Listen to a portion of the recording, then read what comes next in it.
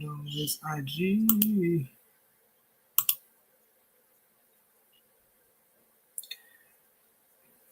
All right. I believe we are live on all cylinders. Mm-hmm. I'm checking too.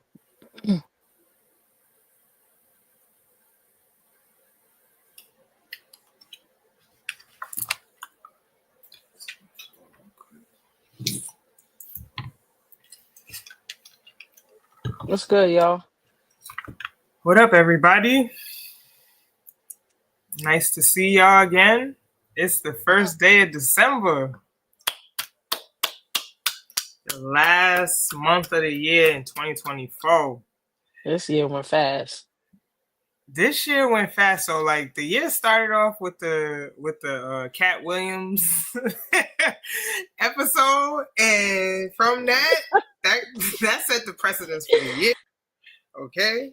I should have known, and I bang with him. So we should have really took heed. We should have taken heed to what was coming down the pipeline based Look, off that interview. based off that interview. Whew.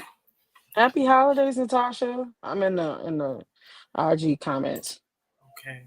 What up, Natasha, our favorite ref? Our favorite ref, for real, truly. Love Natasha. Absolutely. Tasha, I think we've seen you a couple of times already. Get into it. Get into it. Ain't nothing but to do it. Okay? I think it was Iowa State game. Yeah, I think so. Chantee I hit think me it in was the Iowa State. text. I'm like, is that Natasha in the corner? Mm-hmm. Yeah, Yeah. Natasha Cammy, if y'all Guys don't in the know. comments. we be stalking you a little bit. It's okay. We stalking you a little bit.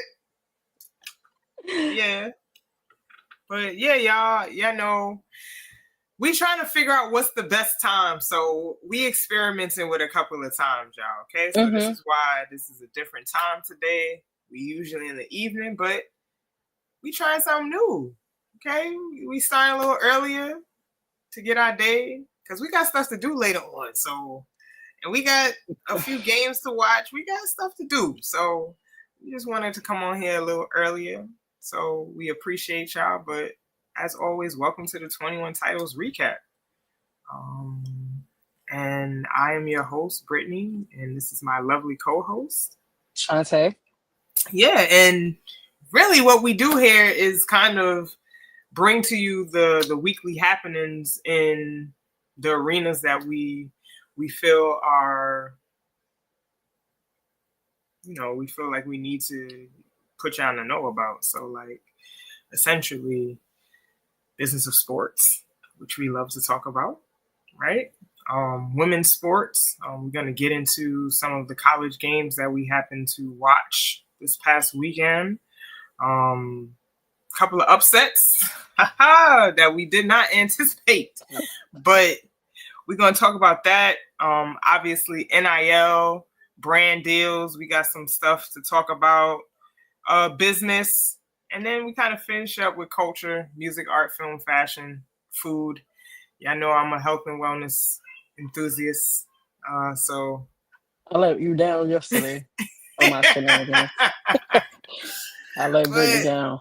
But you know what? Happy Thanksgiving. Happy Indigenous Peoples Day. Happy belated. We all got a chance to be with our families. I hope you guys got time to cherish that time that you were with your families, because most of the time we get with our families is under dire circumstances, really. Right. So it's a blessing when we can actually come together and celebrate life and moving forward. So just wanted to shout out everybody who had a wonderful Indigenous Peoples Day.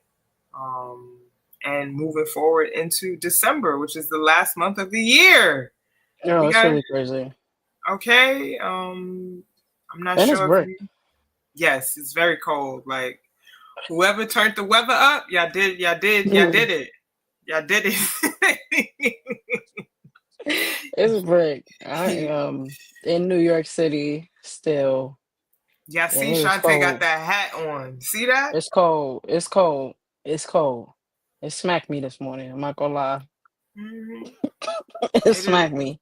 It is cold. We had some snow this weekend.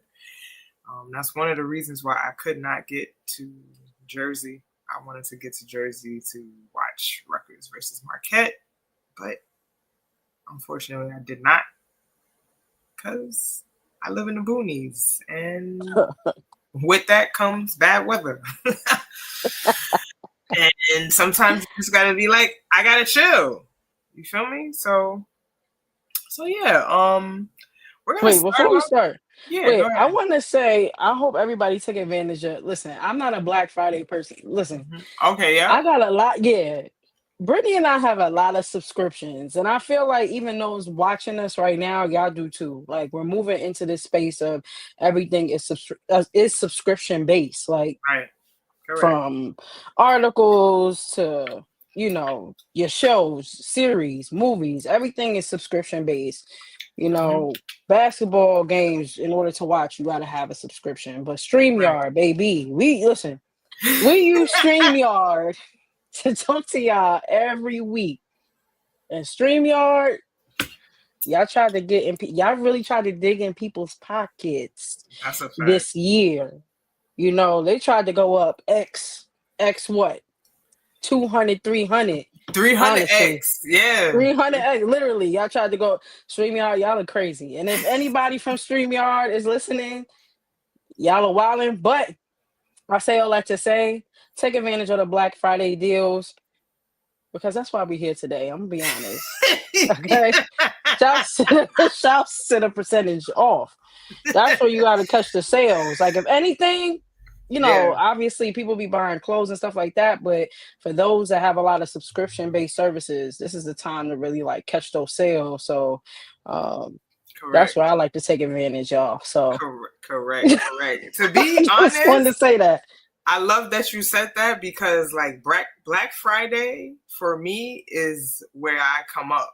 Okay. I'm finding courses that I wanted to take for the low. Like just to give you an example, 2020, I brought Wall Street Trappers course. Chantee, how many times have we given that course out to people? Mad times. How And it was many probably like times? 20 something dollars, Right. or maybe like 26, Come on. $27 or something like that. Come on. We still using that course to this day, okay? No, for real. For real. We got that for the Lolo, and our portfolios is looking is up right now because we invested in that course 4 years ago. Okay, so come up Black Friday deals. Yeah, you don't need another TV. You don't need another one. Turn the TV off. That's one thing Kendrick done said. Turn the TV off. Turn it off. Let's get into these books. Let's get into the things that we need to get into because our reparations, they ain't gonna give it to you. We gonna have to take reparations. Okay? One of the ways you can do that is taking money out the market. No, for real. Take that money out the market. Read, y'all. Read. That's what we gotta do. Okay. And pay So attention. Reading comprehension at an all-time low. It's getting crazy. Oh yeah. ooh, All right, let me ooh. stop. We can get into it, man. We getting into it. So AP poll. AP poll standings, women's college basketball. Every week they do this, Chantee? Every Yeah, on Monday? Monday tomorrow they're gonna release. It's gonna look completely different. Yeah. The current polls look like we're gonna announce what they look like from 1 to 10. Mm-hmm. If you don't already know, UCLA is ranked first, and UConn, Notre Dame, South Carolina, Texas, USC, LSU, Oklahoma, Kansas State, and Maryland make up the top 10 of the AP polls. There have been a lot of there's gonna be a lot of changes tomorrow. Right. Especially with Notre Dame catching their last two losses. And we can gonna get into that. Um, but what I have seen, I mean, and then South Carolina losing to UCLA last week, and Mm-hmm. anybody could be beat this year. Like that's really The That changing is of the the guard is energy. happening. Yeah, the changing of the guard is happening. It's up for everybody this year, and it's still early. Keep that in mind. It's still early. Teams are still trying to mesh and Yeah. find their identities. It's still very early in the season, um, but people are hooping, and it's up for anybody. Nah, facts. And I guess that we can roll right into the games that we kind of like watched over the past couple of weeks. So like um last Saturday we had USC versus Notre Dame, and Notre Dame came out smoking. Okay? Yeah. Smoking. Olivia Miles, Hannah Hidalgo, undeniably best backcourt in women's college basketball. You had Olivia Miles skipping like she was skipped to my loop. Like she on the court playing like Rafer Alston. Like seriously. Nah, she was. I'm like, she's playing around. She's this girl's playing around, okay? And then Hannah Hidalgo, like, seriously, is becoming one of the best two-way players in the country. Like you can tell that she loves playing defense. Like on top of the fact that she can score. Like, She's hell on wheels. Both bro. ends. She's hell And on wheels. so my dad made an NBA player comparison to Hannah Hidalgo yesterday, and he basically said she is the female version of Muggsy Bogues. As she said, she is because Muggsy used to play D. Like if you go back and watch Muggsy Bogues, he's one of those guards that was like one of the pesky guards. Like you hate playing against this guy because he gonna pick you up 94 feet and won't stop. Like, you know how you try to like crush a roach and it don't die?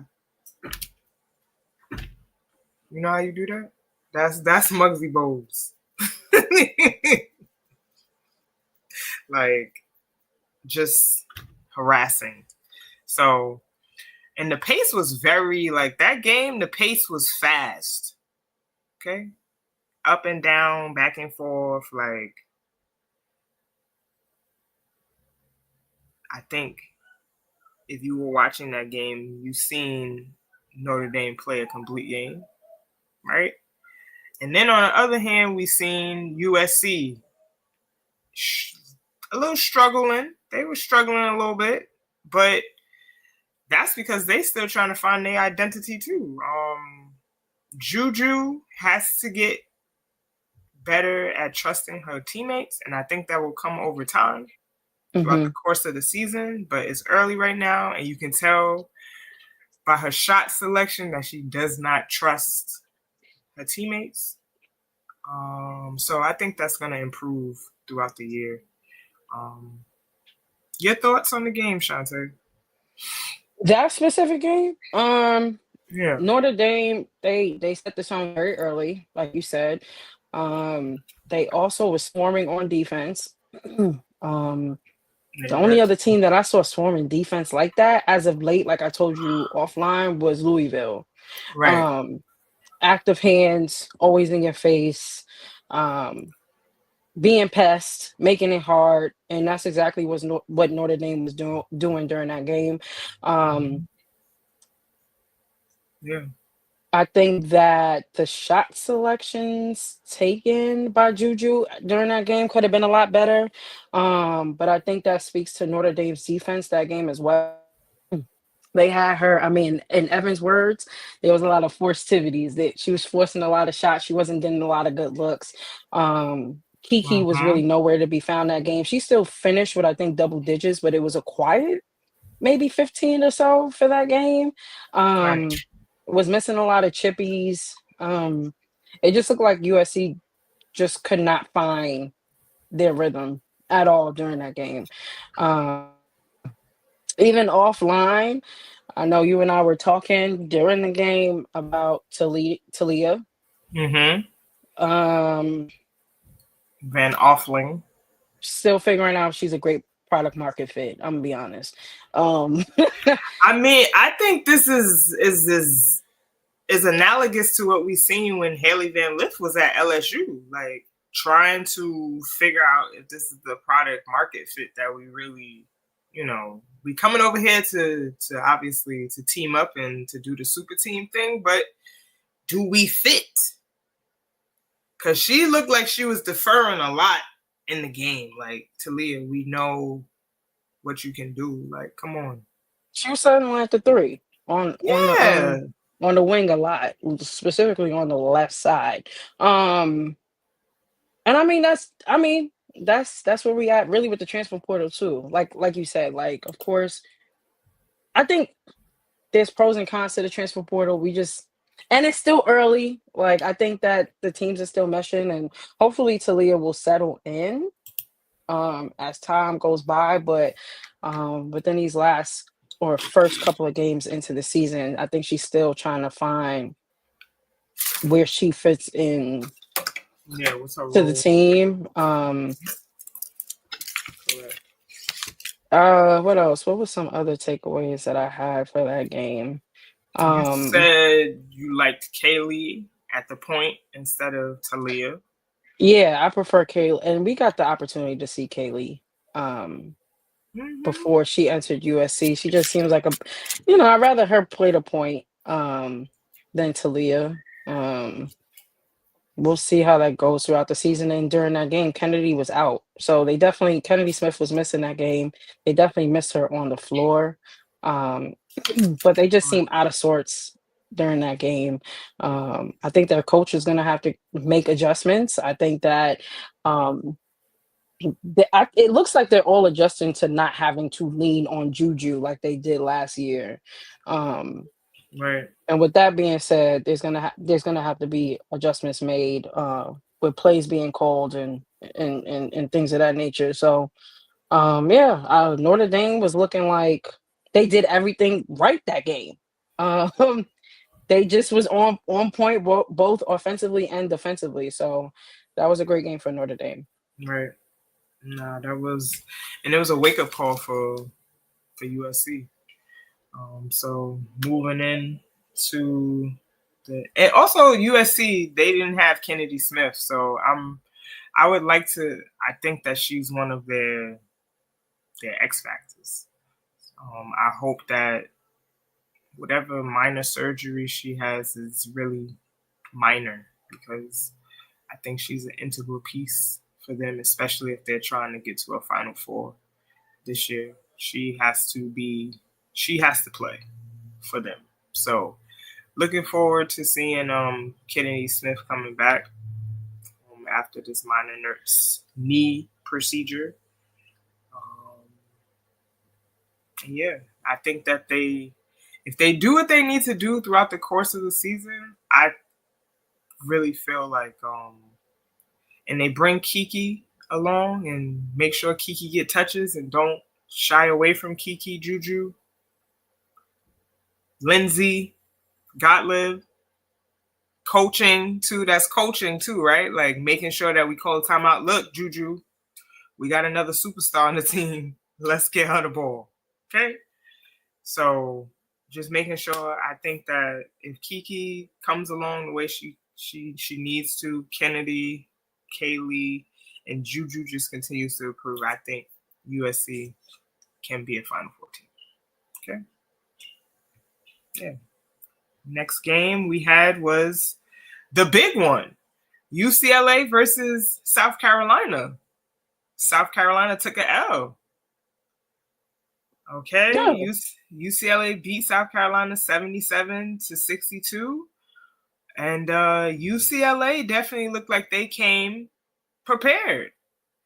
The scouting report, whatever the scouting report was, and the coaches put that scouting report, UCLA followed it to a T. Okay, that's how you follow a game plan. Okay, we just seen like everybody had a great game. Lauren Betts, 11 and 14. I mean, Kiki Rice, 11 points. She had one turnover, which is really great for her. developing as a point guard. I was really impressed with this girl from Finland though, Alina. Alina, I don't know how to say your last name, so we gonna just Alina A. Alina A from Finland. Okay, 13 points, 4 assists. Your girl Janiyah Barker came in, did what she needs to do, 8.7 rebounds. Gabriela Jaquez, 11 points. London Jones, the lefty, she was hitting threes left and right. So I think UCLA, yeah, they really just played a great game. South Carolina, everybody didn't play well. Malaysia Fuwili, she did not have a good game that game. Tessa Johnson, she had a great game. 14 points. She was actually the one keeping them in the game in the beginning. She actually came off the bench too. So Tessa coming off the bench provided a great spark for South Carolina. Pow Pow also played well. She had 18 points, but we really didn't see anything from Malaysia Fuwili for real that game. Joyce Edwards really didn't have a phenomenal game that game either. So like, I wonder if it was like freshman nerves for like a really, really big game. Because Lord knows my freshman year, getting up for big games, I was nervous in the mug. Okay, butterflies on 1,000. So I don't know what happened with South Carolina in that game. They just really looked out of sorts. They looked out of sorts. They didn't play well from the jump. They weren't making shots, missing a lot of shots in the beginning, but UCLA just played a damn good game. That game. Your thoughts from the game, Roxanne? No, I think you hit it on the head. I love, and that's something I've been really excited to see, at least from UCLA's end, was Janiyah Barker and Lauren Betts. I think that South Carolina actually did a decent job in containing Lauren Betts because Mm-hmm. she definitely could have had put more on the box score if she really wanted to. But I think they did pretty decent containing her. But London Jones was doing what we know she can do. I mean, that's what she was doing all last season, was hitting the three. Beautiful left-handed shot all the time. And yeah, she showed up.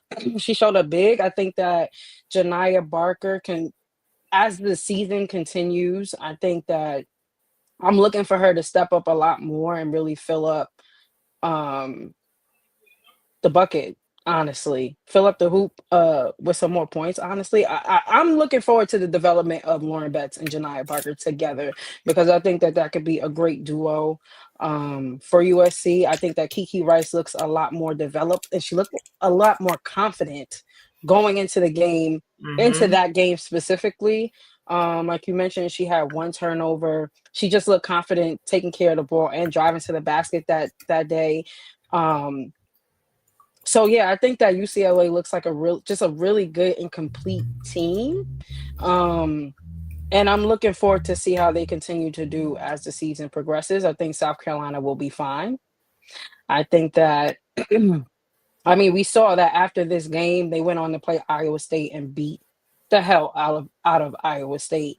Beat the Um, brakes off of them. yeah, 76-36. So maybe that game put fire under their ass, to be Mm-hmm. honest. And Yeah. sometimes that's what it takes, right? Like, they lost the game, cool. Is it over for South Carolina? No. It's still very early, and I think that they're still finding their identity as well. We're used to seeing South Carolina with a dominant center or a dominant big right now. I think they're trying to figure out who that's going to be or just how, they're gonna be able to just mesh together as the season continues because they're the defending champs. Everybody's gonna be gunning for them. Who doesn't want to Right. be South Carolina? Right. I think they have a lot to work on. So, all these teams do. But like I said, they bounced back well against Iowa State. Iowa State also has some work to do. Like I said, South Carolina beat them 76-36 this past week. Right. But yeah, South Carolina will be fine. I just think UCLA came out more prepared and looked more there was togetherness, like Mm-hmm. cohesiveness. Yeah. on the end. So shouts to UCLA.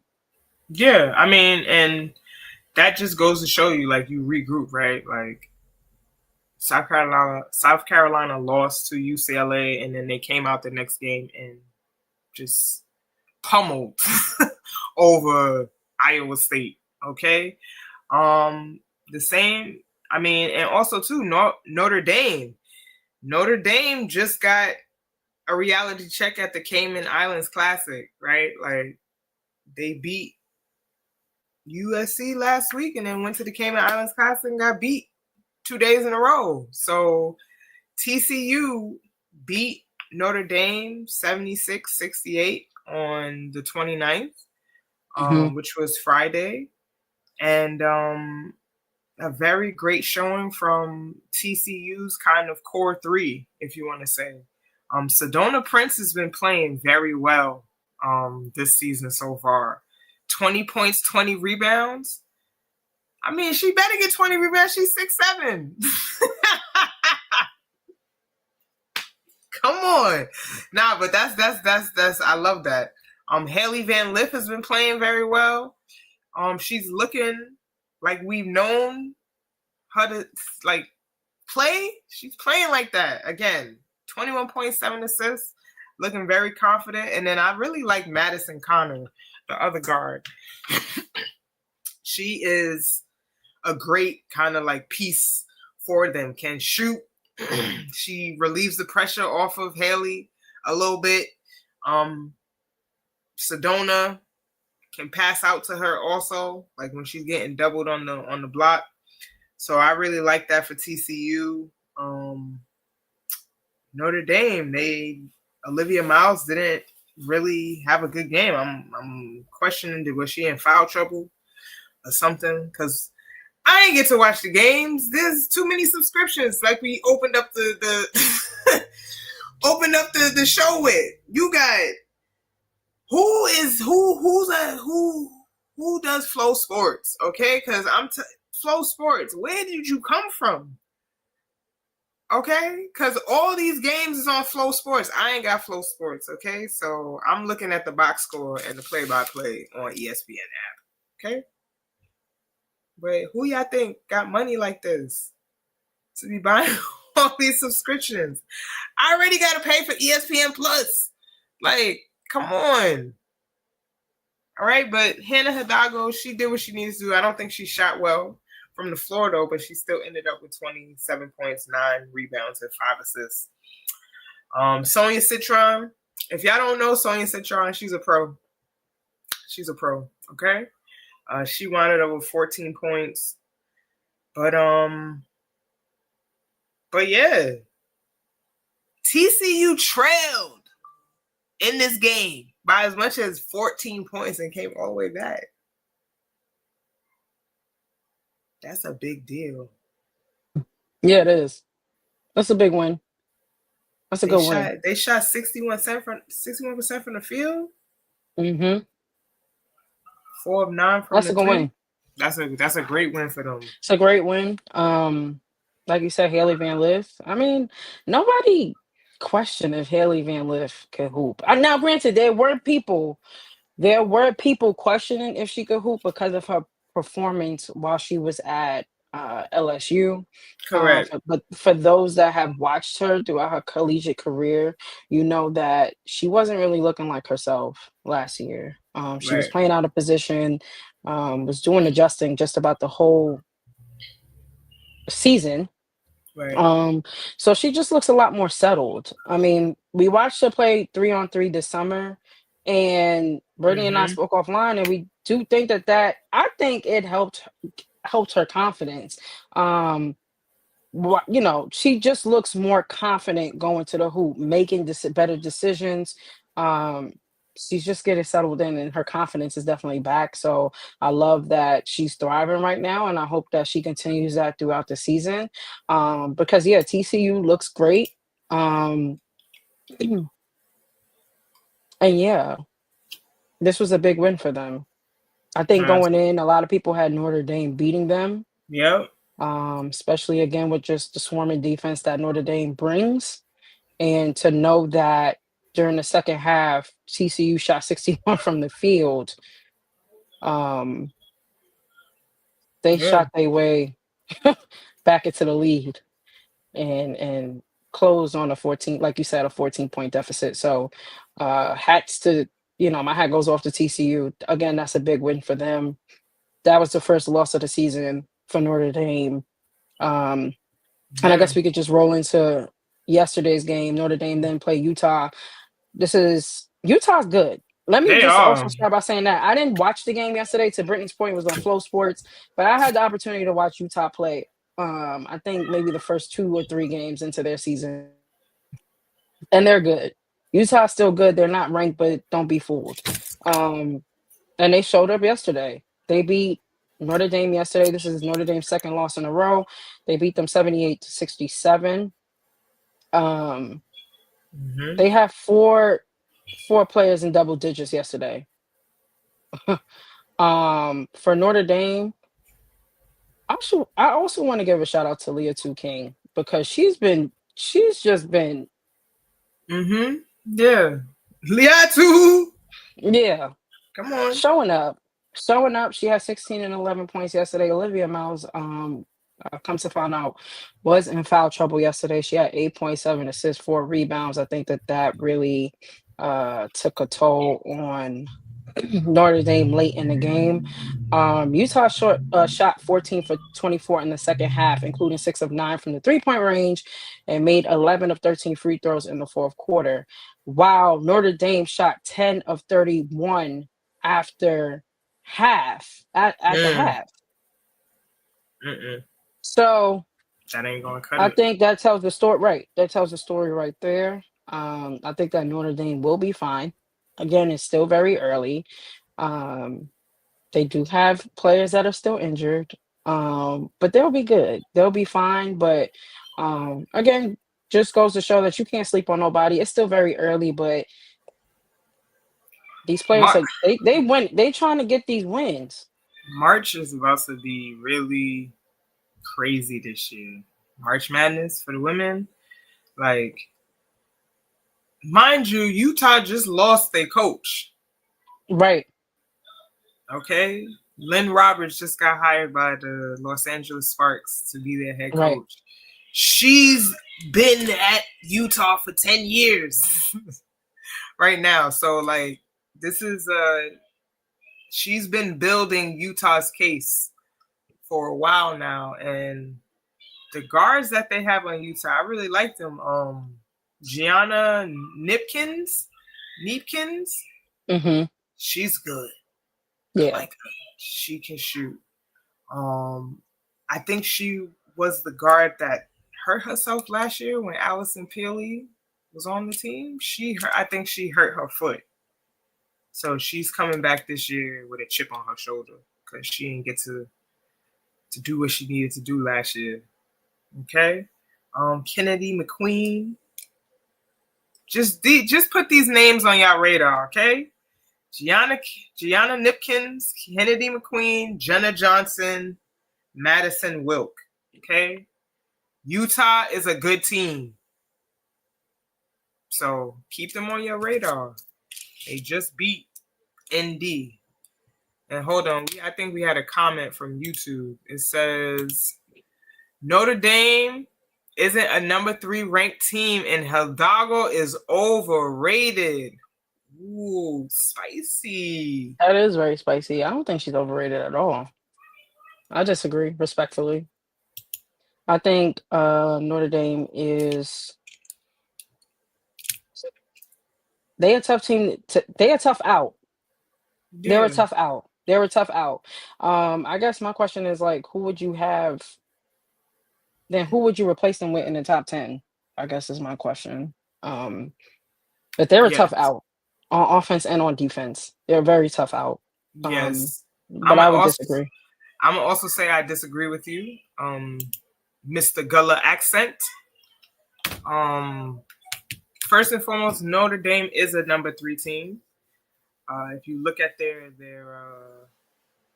roster, like Chantee just mentioned, Liatu King, she's a transfer from Pitt women's basketball. She's the most improved player from the ACC last year at 18 points per game. Okay, they added her this year. She's been doing really well. Kate Koval, another Jordan Brand Classic All American. She hasn't been having a great past two games, but over time she's gonna develop. She's gonna do well. Hannah Hidalgo, she's becoming one of the best two-way players in the country. Like, I guess my question is like, what else would you need to see Hannah do? Right, like Because to be honest, she does just about everything. She's a true point guard. She's gonna get to the bucket. She's gonna fill the bucket up. She's gonna play defense. Um, she gonna lead the nation in steals. and she's Like, gonna rebound. She's gonna correct. rebound. She's gonna rebound. So like, what else would you have her do? I don't think she's overrated at all. Um, but I'm interested to hear what anybody else has to say about it. But yeah. Facts. But yeah, I think that covers our sports news for today. Y'all know, keep supporting women's basketball. There are games on today. We're always here. You'll see us pop up at some games. Chantee will be at Maryland games. Trying to be at a couple of Rutgers games this year, so keep in tune with us, okay? But moving along to business of sports. We got some more information about the De'Erica Hamby case. Yeah. So if you didn't know, De'Erica Hamby, um, filed an EEOC claim against the WNBA for retaliation, I believe harassment a few months ago, all based out of her being pregnant a year or two ago. And we reported on this a few months ago, or less than a few months ago, but nonetheless, we just got some updates and wanted to put y'all on notice. And so,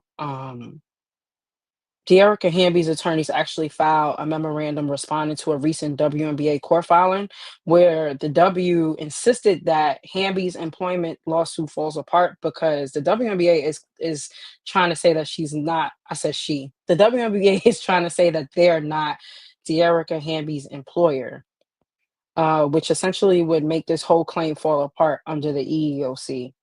And so De'Erica actually contends that the WNBA and the Las Vegas Aces were her joint employers during a time when she said she was experiencing unlawful discrimination on account of being pregnant, like I just mentioned. And the WNBA argues that it's not a joint employer of players who are employed by and sign employment contracts with privately owned WNBA franchises. So the WNBA is trying to say, like I just said, they're not her employer, wouldn't be considered a joint employer, and the only employer that De'Erica would have had is through the Las Vegas Aces, and so she wouldn't have an actual claim against the WNBA. The WNBA also argues that the WNBA regulates the employment relationship between teams and players, including enforcing disciplinary rules and overseeing a player's draft process that gives teams the chance to draft a player, but that the WNBA does not directly control players. And if you don't know, under the law, to determine whether an individual or institution or a company is an employer is all based on how much control that company or person has on said employee. So this is all based out of the court viewing certain factors to determine if the WNBA has demonstrated a certain amount of control over De'Erica, for the court to then view the WNBA as her employer or joint employer in this claim. Um, And so De'Erica, in the memorandum this week, she maintains that while college athletes are not unionized employees, WNBA players are unionized, and that the WNBPA negotiates a collective bargaining agreement with the WNBA that specifies terms and conditions of employment and outlines league authority. There is no such equivalent in college sports since unionization requires, among other things, employment recognition. So long story less long, I think soon, if not this week, coming up, the U.S. District Judge Andrew P. Gordon, who presides in Nevada, which is where the case was brought forth at, will weigh the competing arguments in deciding whether to dismiss Tierra Hamby's lawsuit and to determine whether the WNBA is actually her employer or not. Because, like I said, if they find that the WNBA is not a joint employer, this case could actually be dismissed. So there's a lot kind of hanging on this right now. It's a lot. That's a lot. It is, and you know, the WNBA, they're trying to get the claim dismissed. But I think that they'll find that.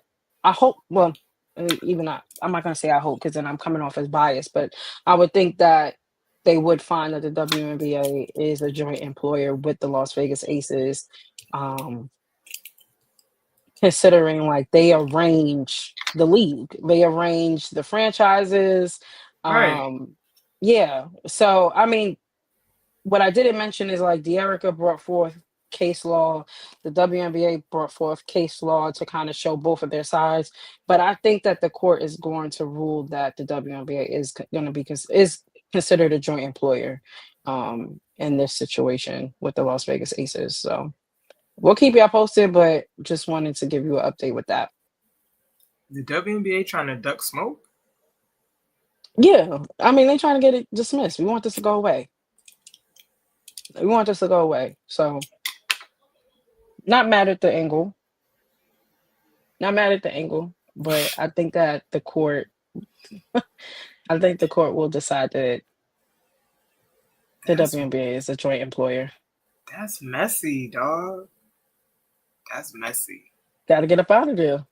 They got it. That's let me tell you something. It get nasty in court. So I know you know. You know. It gets nasty. Woo. That's why I wouldn't go back to court. Yeah. At one point in time, y'all, I used to litigate. Like I had to go to court and litigate. And when I tell y'all it's nasty, it's nasty. It's nasty. So we'll keep y'all posted about that. But yeah, the WNBA, they trying to get up out of there. All right, WNBA, we keeping our eye on you. Ha ha ha. Moving along. More sports agencies ran by former players. We love it. We do. Jermaine O'Neal launches Valor Sports Agency. Ha ha. We love it. Okay. Agents are usually the connecting link between a franchise and the athlete. Okay. It's almost revolutionary when the pro crosses over to that side. Jermaine O'Neal is treading where very few pros have to give budding athletes the platform that they deserve. Okay. The 6-time NBA All-Star is making his biggest and best entrepreneurial move yet with Valor Sports Agency, a player representation agency run by the retired NBA star himself. And he's doing quite well with a robust client list. Okay. This clients list includes Cavaliers rookie Jalen Tyson, Brooklyn Nets G League signee Jalen Martin, Kansas basketball and football standout recruit Jaden Nickens, and Longhorns volleyball stars Logan Eggleston and Asia O'Neal. The last one is special, of course. Asia O'Neal is the 25-year-old daughter of Jermaine and Mesha O'Neal. Okay.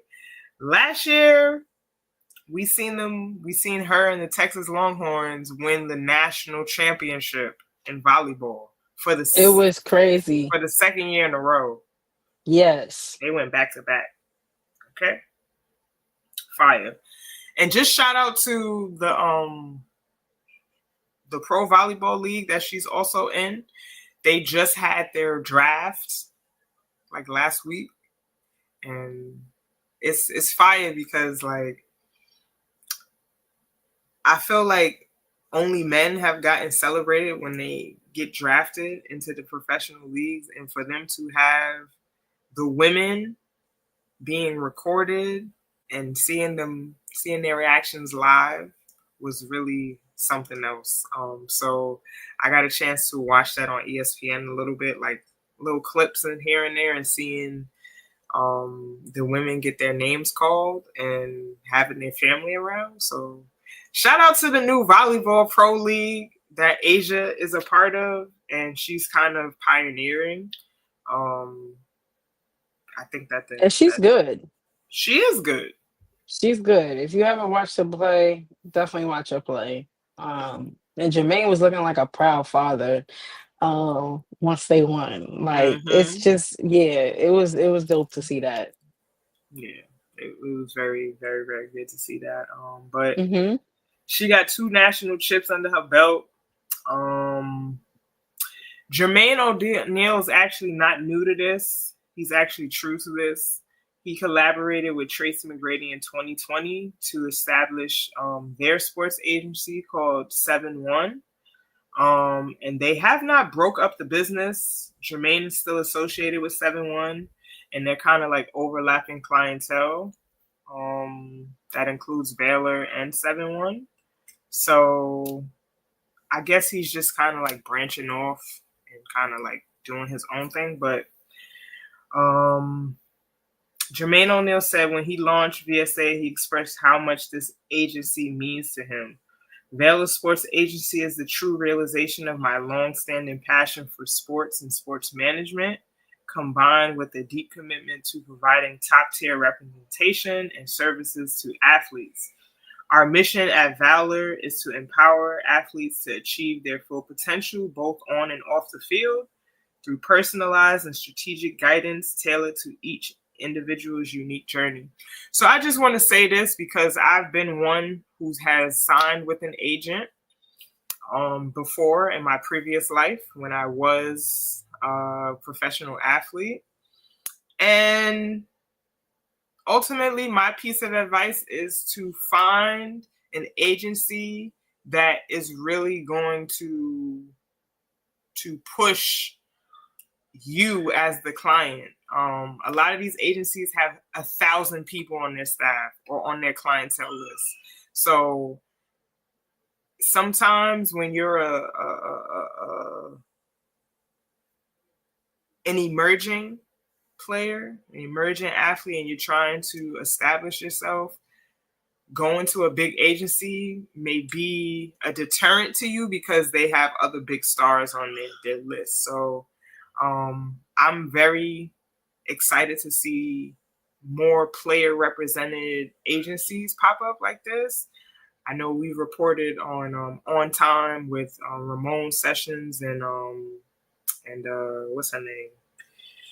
She was the point guard. Tisha Penichero, right? Like that's what we need because the people who were in it are the people who know.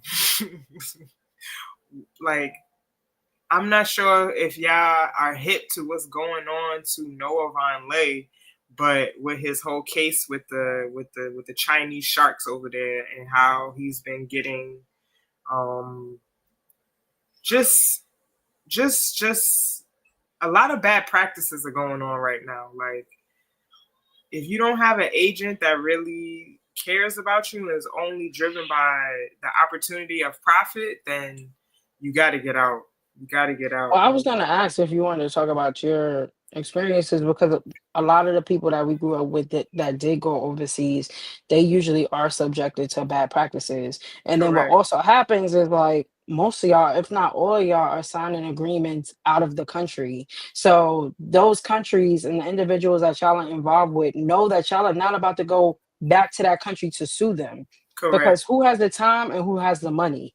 Let's be for real. So it's tricky business, and I don't think a lot of people think about that. Like, absolutely, like, you know, not getting paid on time, not getting paid at all. Correct. And they still expecting you to perform, even though you're not getting paid. Like, this is a constant theme that you have to deal with when you're going overseas. So, and then when you also dealing with the agent, who is your agent? Make sure that your agent has great relationships. Like, you have to, just as much as they vet the clients, you have to vet the agencies as well. Like, you have to know what questions to ask. Like, there have been agents that place you in countries and don't even come visit you.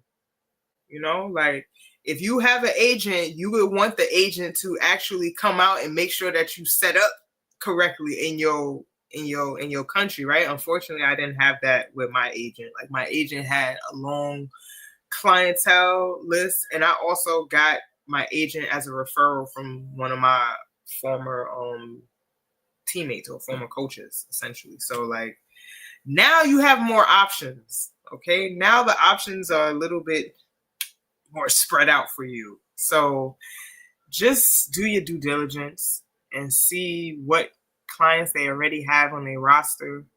But shout out to Jermaine O'Neal. I really love this move, and I'm hoping that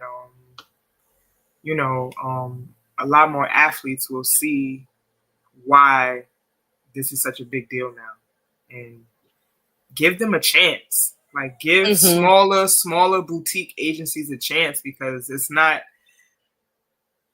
a competitive market being an agent. It's a competitive market. And when you have someone that actually is honing in on your best interest and wants to work with you and wants to help you, take that. Take it. Right. I think that what also helps is him representing his daughter. Like, he has inside insight Correct.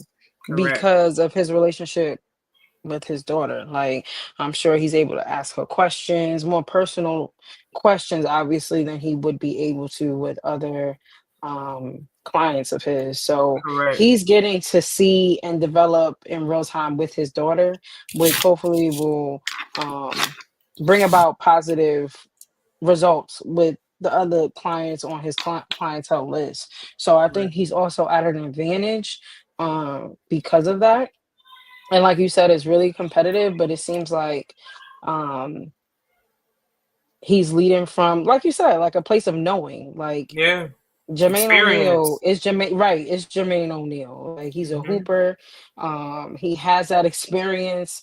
And I think that, yeah, a lot more of us need to enter that space because we come from a place of knowing.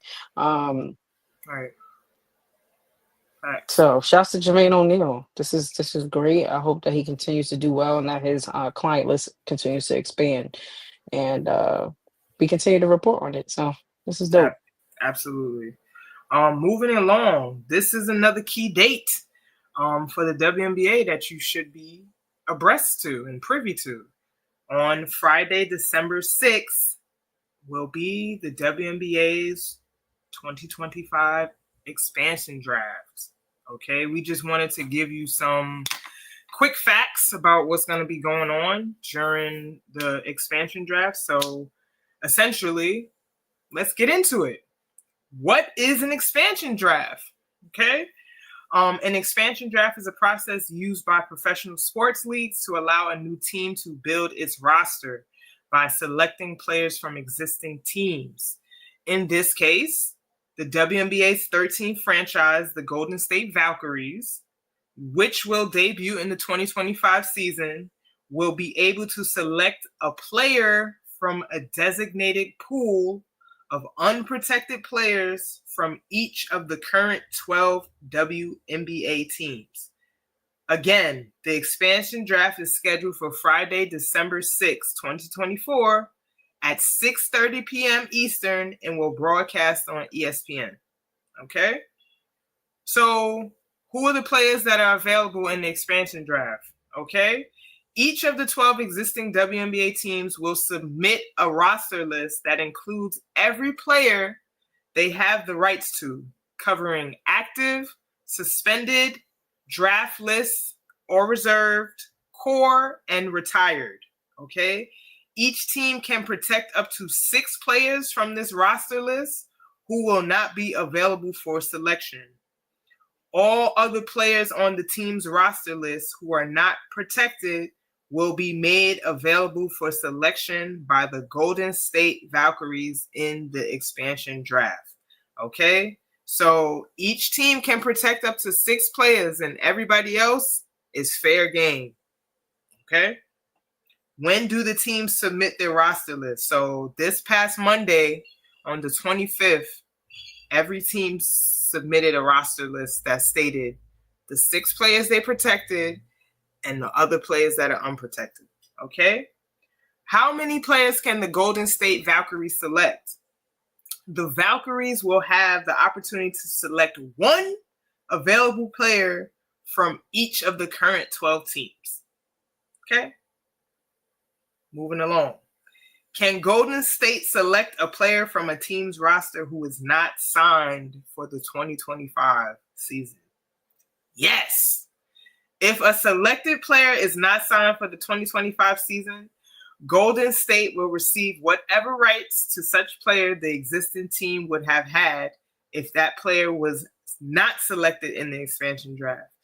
Golden State will acquire the player's contract if a selected player is signed for the 2025 season. All right. Can the Golden State select a player from the team's roster list who will be an unrestricted free agent after 2024? That's a good question. Golden State may only select one player in the expansion draft eligible to become an unrestricted free agent after the 2024 season. That player may be selected only if they have not previously played under a core player contract for 2 or more seasons. Golden State may then designate that player as its one core player in January. Okay. What about former players? Each team's submitted list for the expansion draft will only include players on the team's active, suspended, draft list / reserve, core, or retired list on the final day of the 2024 regular season. All right. Last 2 questions. Does Golden State have to select players according to on-court position? There are no on-court positional requirements. Golden State can choose players regardless of position, depending on the team's need and available players. And last question. Does Golden State have to build its entire team through the expansion draft? No. The expansion draft is just the start of Golden State's roster building process. After the expansion draft, Golden State will participate in the typical team roster building functions in 2025, including free agency, which is getting turned up, right? Which begins in February of 2025, and the WNBA draft, which will take place on Monday, April 14th, 2025. Golden State currently holds the number 5 overall pick and the 5th pick in the 2nd and 3rd rounds. So I know that was a lot. Just talking all over the place. But to summarize it up, expansion draft is on Friday, 6:30 p.m. Will be hosted and aired by ESPN. The Golden State Valkyries are beginning the initial process of building their rosters.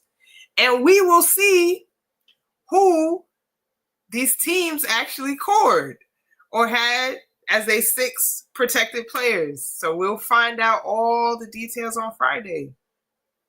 Okay? So that was just a breakdown.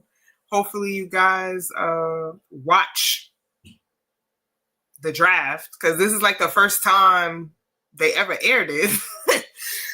For real. So watch the draft, the expansion draft on Friday. We might even go live, okay?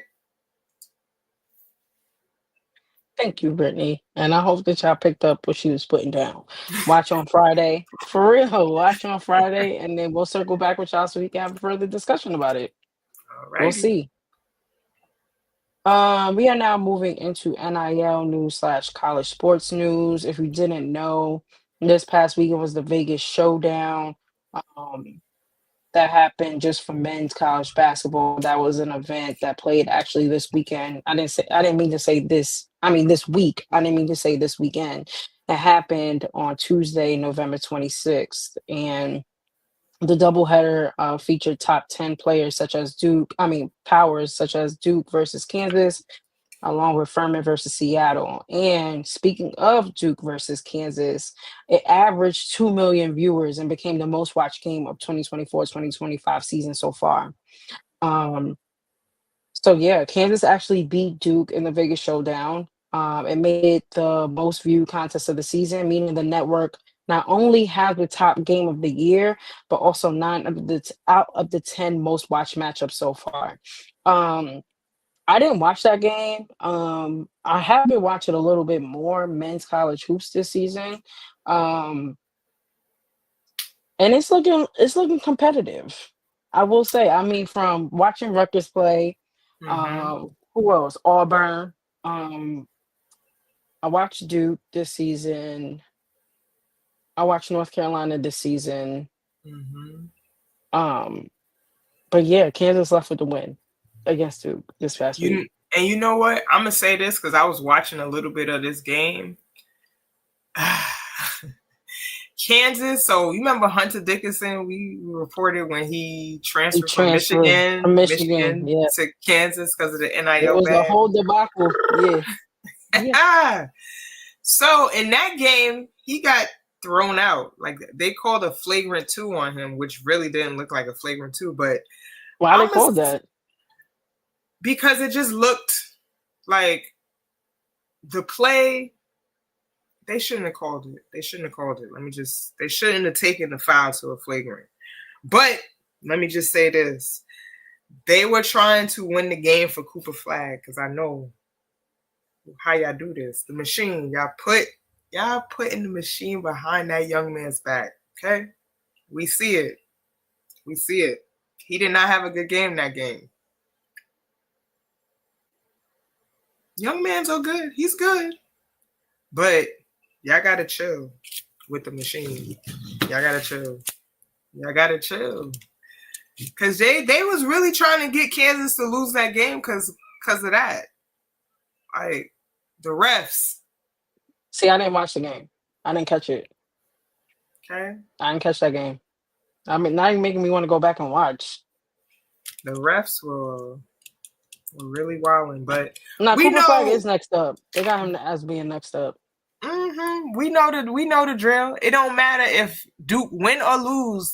The stat line's still gonna be like Cooper Flag had because he had a crazy dunk in that game. And let me just tell you, this is how I know the machine is working with him because literally the play before, Kansas did a little alley-oop lob. And I was like, yo, where's the replay? Like, I wanted to see it again. Right after that, Cooper Flag did that dunk, and they replayed it 10 times. 10 times. They didn't even replay the play that just happened when Kansas did the alley-oop lob. Okay, so that's how I knew the machine. I know what y'all doing. Don't think we don't got our eyes. We. Now you're gonna make me go rewatch it. But shouts to Kansas. That's a big win for them too. And just wanted to put y'all on notice with the viewership. We're gonna pay attention to the numbers this year. But moving on, we also got news this week that Juju signed with State Farm, which is fire. State Farm has been busy ever since NIL has been announced. Baby, State Farm, y'all been picking them up from Caitlin Clark. Now y'all got Juju Watkins. Okay. Mm-hmm. State Farm, they already kicked off their NIL partnership with Juju. They had an ad with, as they got her labeled as a new neighbor. It's mad cute. It's funny. Mm-hmm. And yeah, I mean, we already know State Farm is investing in women's sports, specifically collegiate sports, and it seems like they're continuing to do so. So shouts to Juju Watkins, well deserved, much deserved.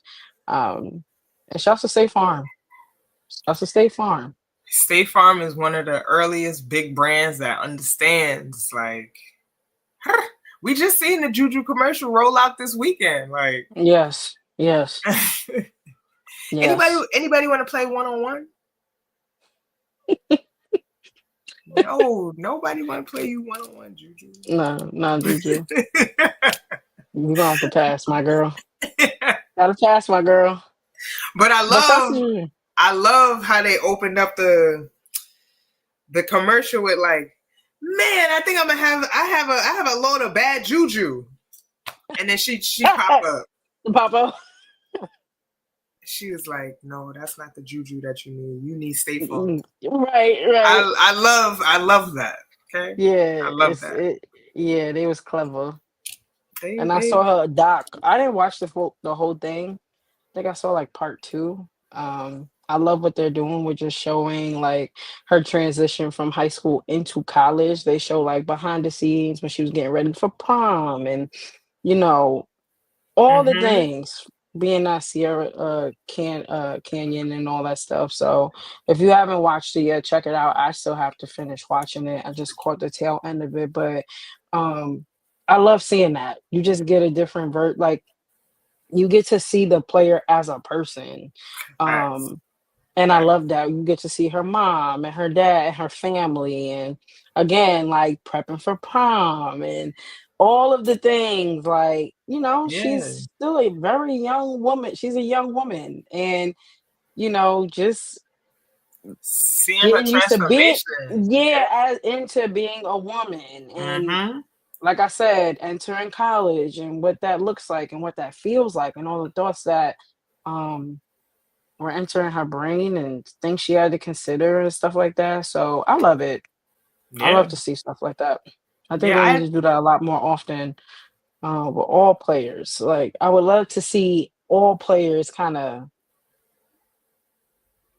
showcase that side. Mm-hmm. Um, Yeah. yeah, Nah, facts. I love that she went to the prom with DJ Wagner. DJ yeah, Wagner is now a sophomore at Arkansas.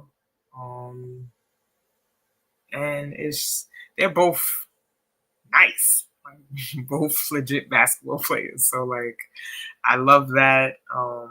It's kind of like when like remember when Kobe went to the prom with Brandy, like just two yeah, superpowers, two superstars. Okay, so I love like Chantee said, the behind the scenes. That's where it's at. Like storytelling, moving into the next decade is really it. Mainstream media has done a terrible job at humanizing the athlete. And I think that this decade moving forward, that is what we're going to see. We're going to be seeing the athlete. We're going to see the 21 titles that these athletes hold. Okay? Because they juggle. And I want to see what your life looks like. Because it's a hard life. Irrespective to what anybody else may think, being a professional athlete is a tough job. Okay? Yes, they get millions and they get paid and they do all of that, but a lot of this, y'all not seeing a lot of the sacrifices that also are being made on the tail end. Let's talk about how many holidays you miss from your family. And I say that because my younger brother, this is his 7th year as a professional athlete. This was the first year he was home to celebrate Thanksgiving. The first. And even when I was in college, I didn't get to go home during Thanksgiving. Like I was in the Virgin Islands playing at the Paradise Jam. Like I didn't get to go home. Yes, it's beautiful going to the Virgin Islands, but also I want to be with my family. Right? Like let's talk about that. So pros and cons, you gotta weigh them. Okay? But yeah. yeah. We don't have any tech news this week, so we're gonna roll into culture news and talk about how Pusha T is actually launching a coffee brand called Grindin with high caffeine blend. So that's fire. Obviously, the song Grinding. Um, Grinding. yeah, so I thought that was dope that they used that as the name of the coffee brand. If y'all did not know, Pusha T has really been in the business arena Yeah. for a very long time. For a very long time. Now we know Pusha T. Listen, I have a playlist for artists. I mean, let's just talk about it. He raps well, right? And he talks about cocaine. He talks about drugs. He talks about selling drugs, but he does it well. Yeah. Hell of a rapper. Mm-hmm. Hell of a wordsmith. Um, and we have seen that spill into business. And because he's such a wordsmith, and because he makes great music, um, I don't know if a lot of people know, like Pusha T also made the jingle for McDonald's. Ba ba Yeah. ba ba ba. I'm loving it. That's Pusha T's jingle. Like he Yeah. created that jingle. Now, and this comes with like growing and learning business. So Mm-hmm. I think him and his brother created that jingle. And I think McDonald's paid them like 100 grand, maybe like 50 bands a piece. Yeah. Um, but that itself was a lesson, right? Because McDonald's is one of the biggest food, not even just food brands, but just brands like American led brands, Mm-hmm. and they only paid these men $100,000. This That's is crazy. without them thinking about royalties. This is Correct. without them thinking about any type of ownership. So they were just hyped to get $100,000. And as we see, McDonald's has continuously used that jingle over and over and over and over Ba-da-ba-ba-ba. again. So they listen. McDonald's stole on them men, them They young men. sh- McDonald's slid on them. Okay.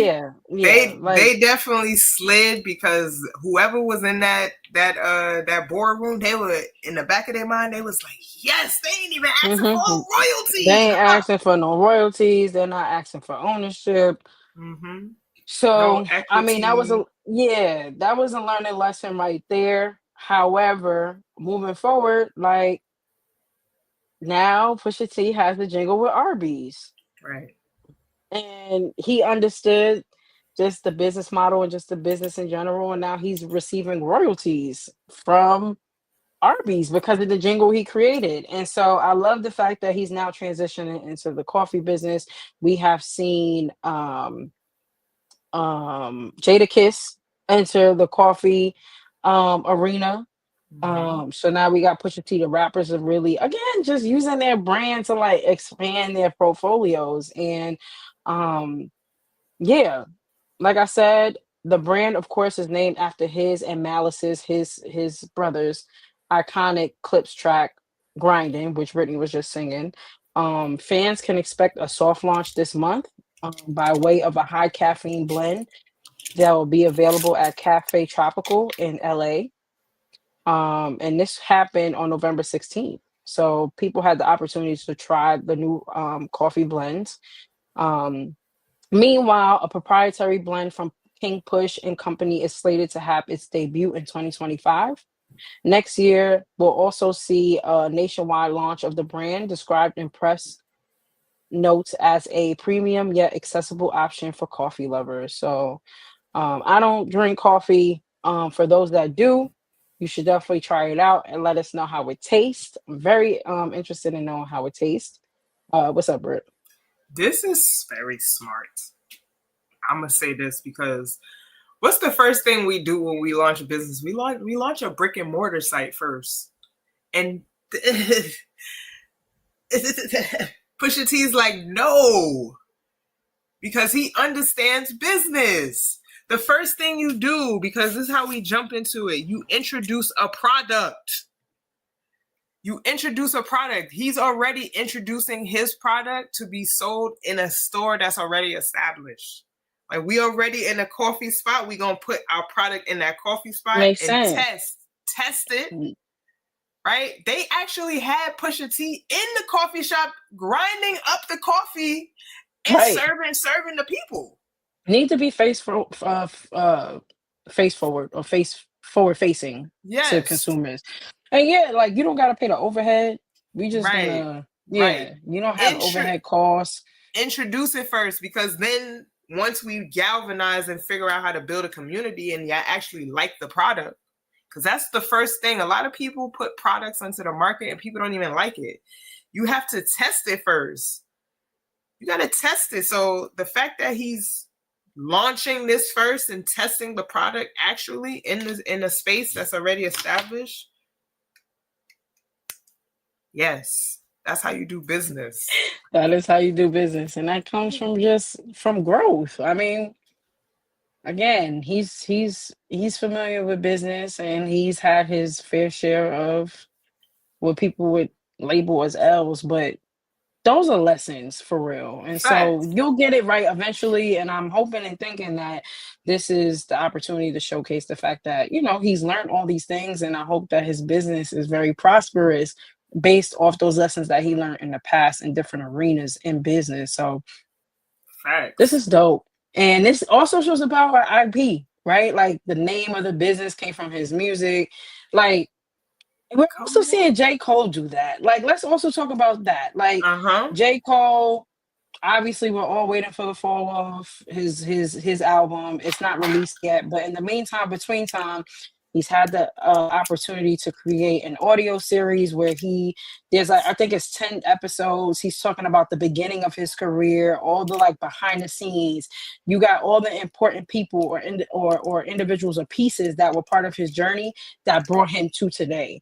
So again, utilizing behind the scenes footage, again, that's IP to and then monetizing those things and not showcasing it on social media, because we don't own those platforms. We don't own IG. We don't own Twitter. So any IP or content that you're creating and then you're posting on social media no longer is yours. But what he is doing is he's bringing it to his own platform. I think it's called inevitable.com. So that's his own site. That's his own URL. You have to pay a fee to access the episodes. On top of that, for the last week or two, we saw that he has released all 3 of his mixtapes that were not on digital streaming platforms. They are now available on digital streaming platforms. That's another form of revenue. Even though, these artists are not making a ton of money on streams, it is another form of revenue for him. So he released all of those songs on DSPs. DSPs, yeah. Then the final straw was, we saw that he announced this week that, the 10-year anniversary of 2014 Forest Hills Drive is around the corner. We're going to bring back Dollar in a Dream. If you're not familiar with that business concept, he was one of the first to make, accessing his performances at a very low rate for $1. Correct. The day of the actual performance, he would send out some type of notification letting you know where you could pick up your tickets. It set a lot of people in a swarm. Everybody was going crazy for these tickets. It's J. Cole. Why wouldn't you want to see it? And he was creating and building community doing this, releasing tickets for $1, and he's bringing that back around for the 10-year anniversary. On top of that, he's releasing vinyls. On top of that, he's releasing 10 new songs that we've never heard on this album. So again, that's this is a showing of how important it is for you to learn, not learn, but to own your IP, because you can just do so many things and flip it so many ways to continue to make money for years to come. And that's what we're watching Pusha T do. That's what we're watching Jadakiss do. That's what we're watching a lot of these artists do. And I love to see it.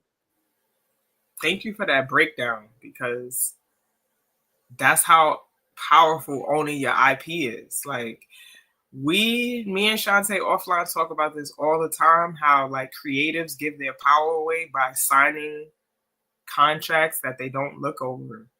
Like, it is imperative that you never sign something that you don't read or get somebody else to read for you.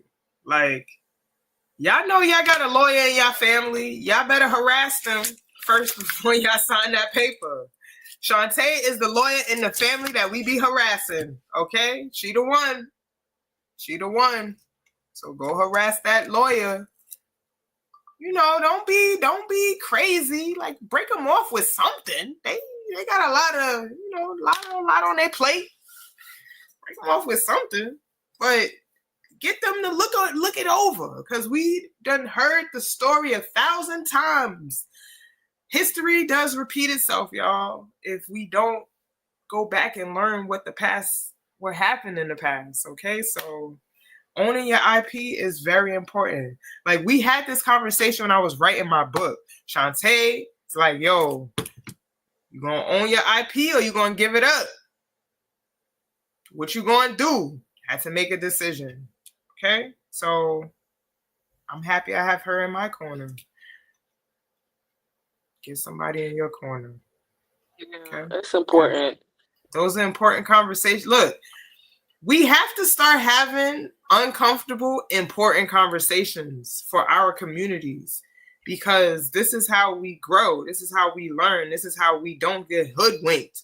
This is how we move with integrity, like when we know things, right? So that's essentially what this show is about. We trying to give y'all the intricacies of what's happening in these business deals and why it's happening.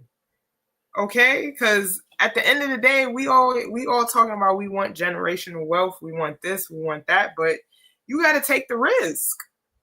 You got to take the risk. And I think that is a perfect segue into our last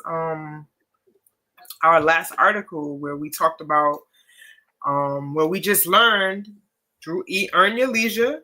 They put out this interview last week.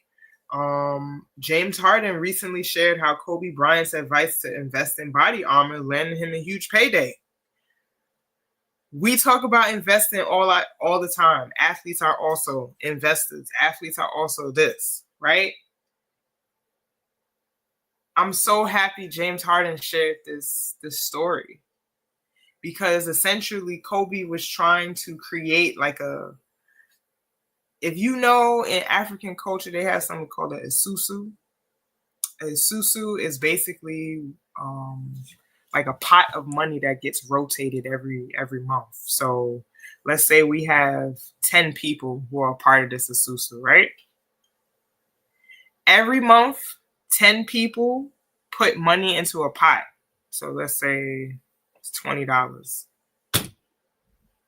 every month for a certain period of time. We all put in that money in this pot, right? So let's just say for a year, every month it rotates, right? So $20 from all these people. So $200 every month is going into a pot of money. At the end of the 10 months, you got about $2,000 in this pot. That $2,000 is given to one person, and they do what they do. Whatever they claim this isusu is for investing, it's for food, it's for whatever. They do with it what they do, and then again it starts up again. We do it again, and then the next 2,000 after these 10 months goes to this person. Kobe was essentially building a business isusu like that. He was telling and getting NBA players, he's like, look, we're going to put money into a pot. And whoever wants to invest, or when we look at business ideas, we'll take money from that pot and we'll invest. This is what James Harden shared with us in this interview. Okay? Kobe basically was like, we're going to put a stash of $5 million, and then any business opportunities, it might be as little as $200,000, it might be $500,000, just depending on what the investment is. We're going to put a pot together and we're just going to invest our money.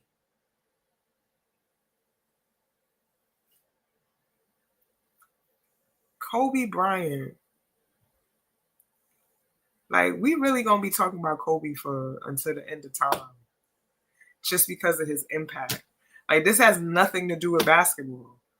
This has everything to do with off the court. Right. Okay? Kobe got James Harden to put up $500,000, and Kobe went all in. My duck is in here. Yo, but what's so crazy is that Kobe puts $8 million into this investment, right? $8 million into the body armor investment. And you think that that's a lot of money at that time, right? Like $8 million? James Harden was probably like, damn. Damn. You put $8 million? Damn. Mm-hmm. But when we learn in 2021, when Coca-Cola acquires Body Armor, they sell Body Armor for $8 billion. Mm-hmm. And Kobe winds up making what? $400 million off that one play. Okay, so if Kobe made $400 million and he put $8 million into it, James Harden's probably like, damn, I should have put $1 million. But he still got something. But he still got something. Like, you still got something. Mm-hmm. Yeah. So $500K he put. He a couple of millions.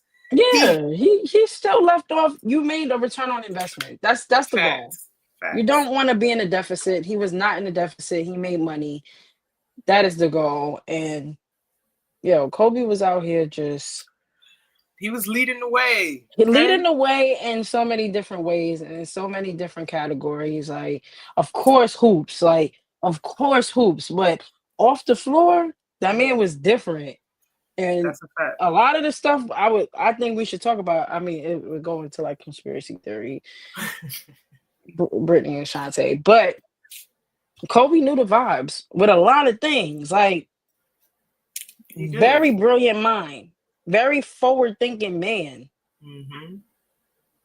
Yeah. Did his due diligence in everything that he did. Like, everything that he did. Like, right. Like, so, you want to know if to do it the right way was a person, that's Kobe. It's Kobe. I'm not taking no shortcuts. I'm going to do my due diligence. Mm-hmm. And I'm here to put my footprint on everything that I touch. He left a digital footprint on so many different things. To your point, we're going to talk about this man forever. Mm-hmm. Forever. That's what it's about. Leaving a legacy and doing what you need to do before your time is up. Before your time is up. He did a lot in a short period of time. Very short period of time. He did a lot. Impacted a lot of people. So Bruh. And like, just to say, like, this is my last point on this investing tip. That money that he eventually got from the sale of Body Armor eclipsed his career earnings in the NBA. Okay. Mm-hmm. So like over his 20 years that he played, he made a career earnings of $323 million. $400 million in one investment. Crazy. Okay, so that's the power of investing, y'all. That's why we are so enthusiastic about investing being a vehicle for us, because that's how we grow our money, y'all. That's all I got. That's all I got for y'all today. I'm gonna come back and talk about Kendrick and the streaming next week. Okay. There's a lot going on, but yeah, that's all we got for today. Again, this is our weekly recap. We usually go at 7, but we're trying to figure out if this time is more feasible for people to connect with us. We want y'all to get the information.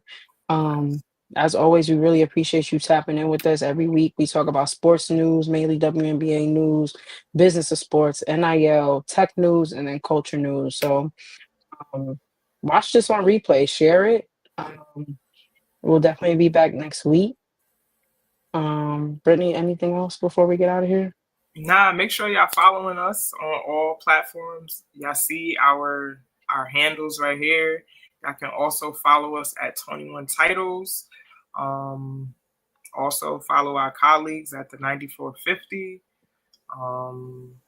And yeah, we hope you have an enjoyable rest of your Sunday. Peace, everyone. Peace.